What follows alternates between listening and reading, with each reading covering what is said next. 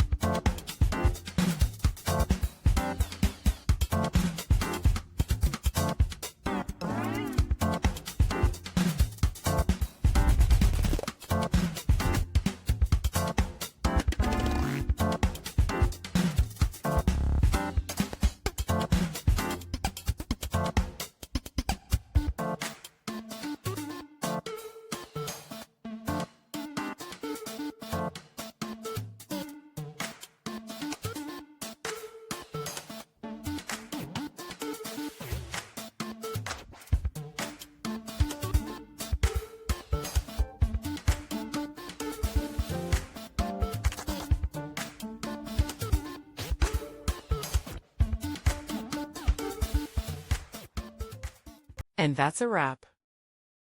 I hope you found the answer you were looking for. If you did, take a second to hit that subscribe button. It really helps out. And let me know in the comments which solution worked best for you. See you next time in the debug zone.